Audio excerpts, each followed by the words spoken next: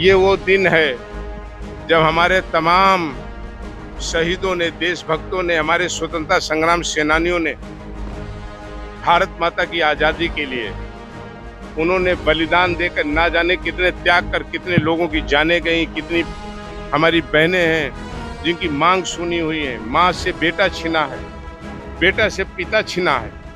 एक लंबी लड़ाई के बाद हमारे स्वतंत्रता संग्राम सेनानियों ने देश को आज़ादी दिया, जो 10 दिन से लगातार चल रहा है, आज पूरे भारत में देखने को मिला। और ये केवल 15 अगस्त तक सीमित नहीं है। हमने कहा कि तिरंगा हमारी प्रातः है, हमारी दोपहर है, हमारी रात्रि है, हमारा जन्म है, हमारा मोक्ष है, हमारी सोच है। 80वां स्वतंत्रता दिवस आज धूमधाम से रायबरेली में भी मनाया गया। ये वो पावन धरती है जहां पर 7 जनवरी 1921 को दूसरा जलियांवाला बाग कांड हुआ था। मेरे पीछे आप यहाँ देखेंगे तो सई नदी है और ये सई नदी यहाँ के किसानों से लाल हो गई थी। और 26 जनवरी हो, 15 अगस्त हो या फिर ऐसा कोई त्योहार नहीं होता जो यहाँ पे वीर शहीद हुए स्वतंत्रता संग्राम सेनानी।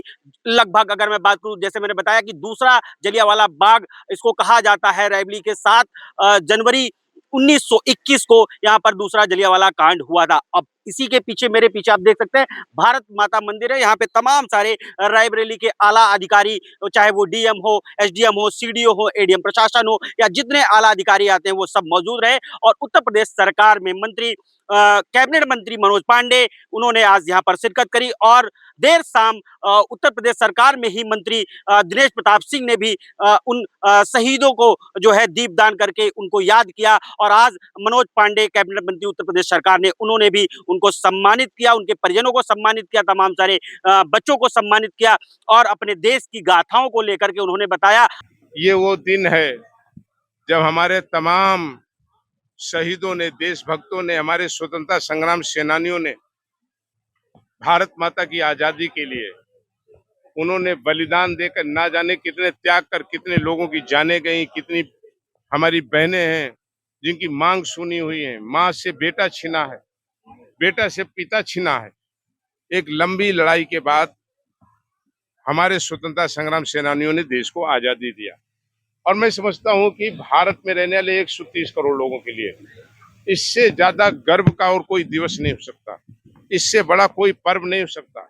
और हम धन्यवाद देंगे भारत के आदरणीय प्रधानमंत्री जी को, कि आदरणीय प्रधानमंत्री जी की सोच और नेतृत्व में, उनके दिशा निर्देशन में आज पूरे देश में पिछली 9 तारीख से लेकर आज तक जिस तरीके स्वतंत्रता के इस पर्व को न केवल आज सरकारी रूप में बल्कि गांव-गांव, मजरे-मजरे, खेत तक, मेड़ तक आज पूरा 130 करोड़ भारतवासी स्वतंत्रता के इस पर्व पर, अपने इस तिरंगे के, महान तिरंगा पर आज गर्व कर रहा और कार्यक्रमों के माध्यम से आज उन्हें याद भी कर रहा है। तो मैं बधाई दूंगा देश के प्रधानमंत्री जी को, जिन्होंने एक उत्सव का रूप लगातार आज ये जो 10 दिन से लगातार चल रहा है, आज पूरे भारत में देखने को मिला। और ये केवल 15 अगस्त तक सीमित नहीं है। हमने कहा कि तिरंगा हमारी प्रातः है, हमारी दोपहर है, हमारी रात्रि है, हमारा जन्म है, हमारा मोक्ष है, हमारी सोच है। और हमें आगे बढ़ने के रास्ते भी हमारे यही दिखाते हैं।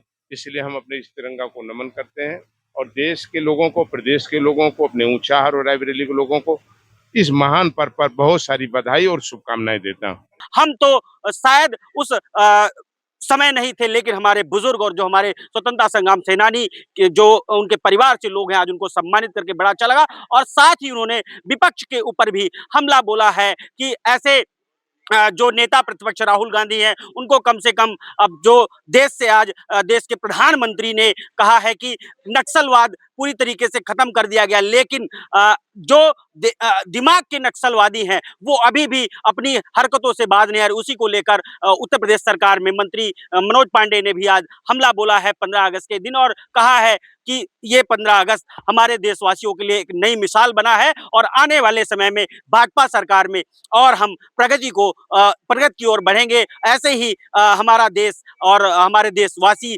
हमेशा मुस्कुराते रहें और ऐसे ही तमाम सारे त्योहार जो देश के हैं वो मनाते रहें। मैं इंद्रवीर सिंह, IBC 24 के लिए रायबरेली।